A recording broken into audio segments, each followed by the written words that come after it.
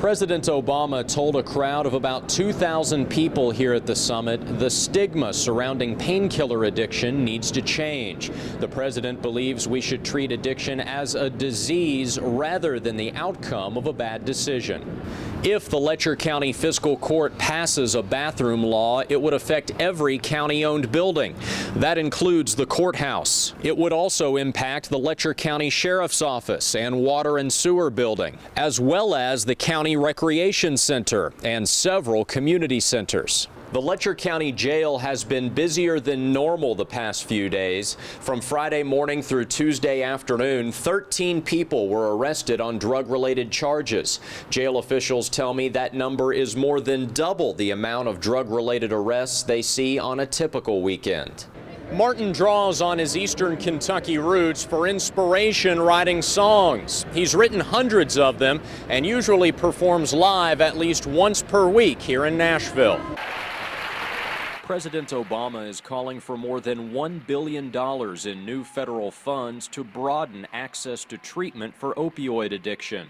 Research shows more Americans than ever before are overdosing on prescription pills and heroin. We've got to stop those who are trafficking and preying on people. An indictment against Khan was unsealed this week, accusing him of fraud. WYMT's Tanner Hesterberg is live in downtown Lexington with more on what happened in court today. Tanner? That's right, Steve. The hearing lasted about 3 hours, and it ended with Magistrate Judge Robert Weir ruling that Eric C. Khan must remain in custody until he decides whether the government today met its burden of proof to show that Khan should stay in custody while this case is litigated. Now, as part of its strategy, the government called an FBI agent who helped investigate the case against Eric Khan, and she referenced about 10 former Khan employees, many of whom said Khan made statements to them that if he ever found himself in legal trouble like he is now, facing federal charges, that he would flee the country, go somewhere like Ecuador or Cuba. But the defense countered that, saying that those statements, even if they were made several years ago and are now stale and are not proof that Eric C. Khan is a flight risk. The small plane went down in the lower Lost Creek area around 6:30. WYMT's Tanner Hesterberg was there shortly after it happened. He talked to some witnesses and joins us now live with the very latest information. Tanner? Steve, we just don't know a whole lot of information at this point about the moments before the crash, but we've been on the scene with investigators since right after the crash happened as they comb through the wreckage and try to piece together what caused this plane to go down. Police and firefighters from several agencies are gathering as much information as they can about this deadly crash and also taking precautions to make sure fuel spilled from the plane does not catch fire. Silas Miller lives nearby and rushed to the wreckage when he heard the plane go down. And just to expand on that point a little bit, FAA officials are expected to arrive here at the scene around 11 o'clock tomorrow morning. And Steve, until they arrive here and have a look at the scene, we probably won't know how many victims there were, their names, or what kind of a plane it was. But I can tell you, firefighters don't think the plane was carrying more than 40 gallons of fuel. So we're talking about a very small plane here. And you mentioned it earlier, we are very close to the Wendell Ford Airport, about 1 or 2 air miles. So the question, Steve, is whether this pilot was trying to land at the airport or whether he had just taken off.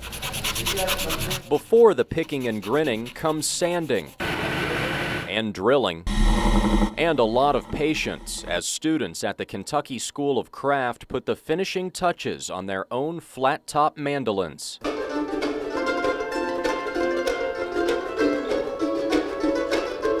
Walking inside here is almost like traveling back to a time before Keith Whitley was a country music sensation and was simply Keith to those who knew him. This is Lana and Keith. They had been dating for quite some time. Your sister? My sister, Lana. And he's got his guitar with him. And he has his guitar.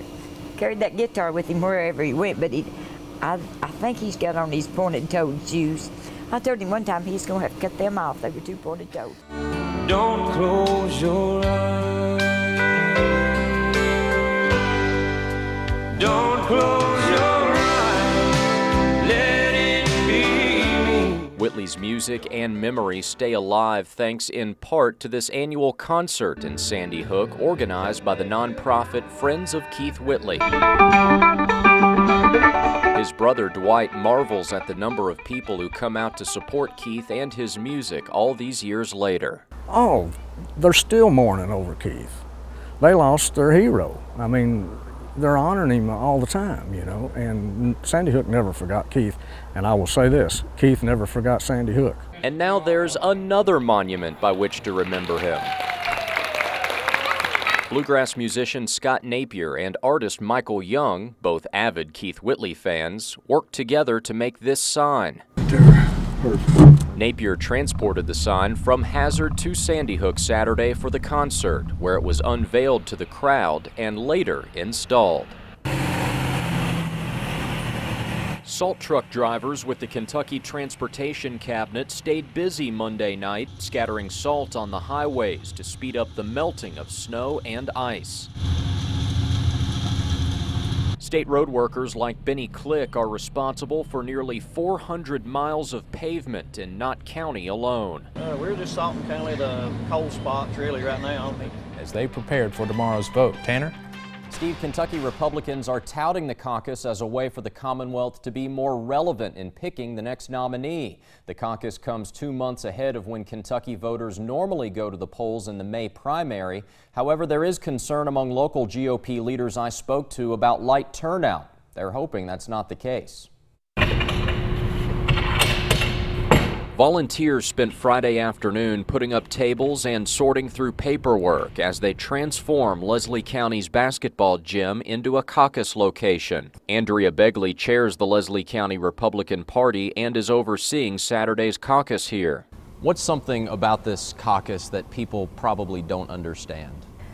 The biggest misconception that everyone has is that... Rising from the rubble 4 years later. Good evening, I'm Tanner Hesterberg. And I'm Haley Minogue. On this night in 2012, we were showing you images of damage, destruction, and death from a tornado outbreak. But tonight, we report on a milestone in recovery efforts in West Liberty, where 2 churches that were in the tornado's path are back standing once again. And tonight, members of those churches came together for a celebration 4 years in the making.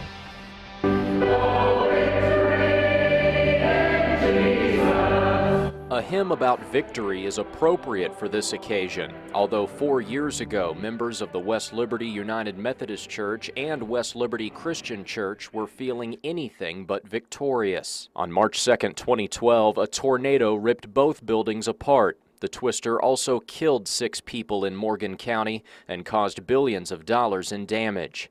But that night was only a chapter, not the whole story. I believe that God has brought the West Liberty Christian Church and the West Liberty United Methodist Church to this point in time in this county for such a time as this. Both churches are rebuilt, and Wednesday the congregation spent part of their special service at one church before walking to the other to finish, flashlights in hand to signify the light they hope to be in the community.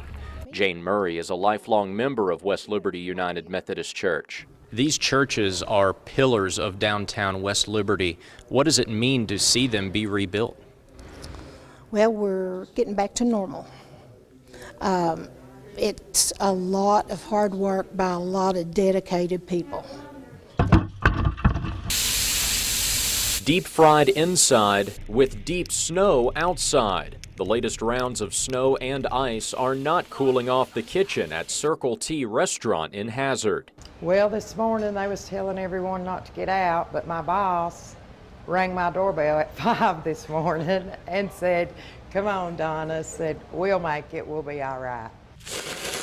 Slick roads forced many restaurants in the area to close Friday, but the doors at Circle T stayed open, much to the liking of Chuck Jones, who considers himself a regular, even in bad weather. Well, I've been out checking on my mother, making sure she had everything she needed and the house is warm, and just decided to come get a little breakfast, and this is the place I came to. Workers here at Circle T say if they were not open, some of their customers might not get a hot meal during the winter storm. And some customers found themselves here for other reasons. Two of the teams in this Final Four, Kentucky and Duke, played in what many people call the greatest college basketball game ever back in 1992, and you were able to talk with a player who played in that game. Of course, everybody remembers that as the Laettner game. Christian Laettner hits the game-winning shot, negates what would have been the game-winning shot by Sean Woods as Duke beats the Unforgettables, defeats Kentucky. Just heartbreak all across Big Blue Nation. A lot of people remember Laettner. Not as many people remember the guy who threw the pass. Remember, it was Grant Hill who hit Laettner with that pass. Hill, of course, went on to have a very successful NBA career after being a star at Duke, and Grant Hill is now an analyst for CBS Sports. He will call the Final Four this weekend with Jim Nance and Bill Raftery, and earlier today he was gracious enough to sit down for an interview with me.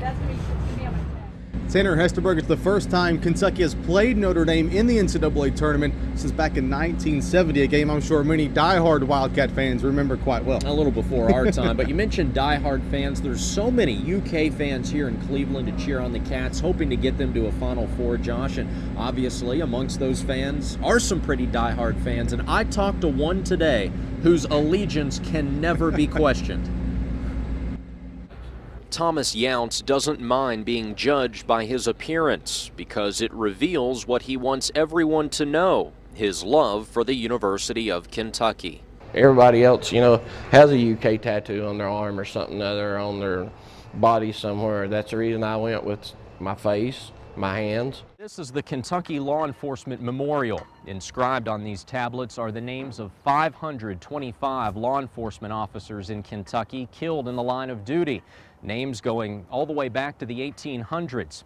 Department officials say the main reason they train so extensively here is to prevent more names from being added to this list. And to show how easily a situation can escalate, instructor Jeff Knox simulates what should be a routine traffic stop. Driver, go ahead and place your hands on top of the steering wheel for me. Thank you. I have a compliance, I can see his hands. I'm Officer Knox with the Model City Police Department. The reason I stopped you this morning, you ran a stop sign at South Broadway and Outer Loop. Have any reason for that? Didn't see it? Okay. Before reaching for it, where do you keep your driver's license? In your wallet. If you would slowly reach and get that for me, please. The driver pulls a gun on Knox. Now from here, the officer has one choice. Get out of here, okay? If an officer thinks that he's going to outdraw the suspect, he's already behind because he knows what he's going to do. He's going to assault the police officer. So if I take time to try to draw, I'm giving him more time on target to shoot me. It's one thing to train for a situation like this, but can you ever be fully prepared for dealing with a situation where somebody draws a weapon on you? Well, I think what you do in training is what you're going to do in real life.